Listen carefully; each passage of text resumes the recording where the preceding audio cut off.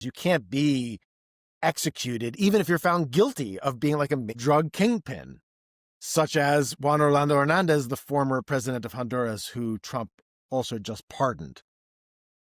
So as you're So, but talking about, I just, yeah, sorry. I went on some long digressions there, but Bow.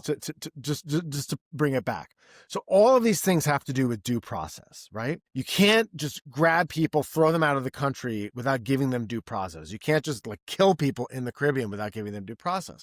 And one of the things that defenders of the Trump administration have been saying is, well, there's no due process for criminals.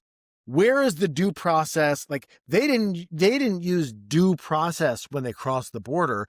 Drug runners don't use due process when they're running the drugs, which makes no sense. Due process only goes to people who are accused of crimes. You're not, if you're a law-abiding citizen who's just like walking down the sidewalk, you don't have due process unless you're accused of something. Like the whole point of due process is to give somebody the due process of law if they are accused of doing something, so that you can then adjudicate it and figure out if they've done it.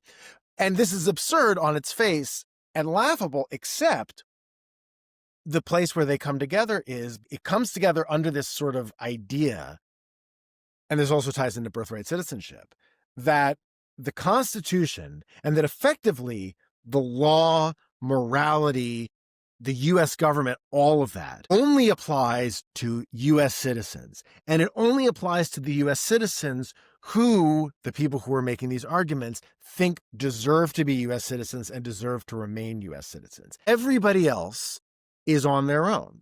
And everybody else, anything can be done to them. And this goes to, I mean, there's a lot of different formulations that you can look at, but in a lot of ways, this is at least reminiscent of the Italian fascist conception of, everything within the state, everything for the state, nothing against the state. And that you have the state is there, the polity, the people, the fatherland, and that everybody else outside of it, you can do anything you want to.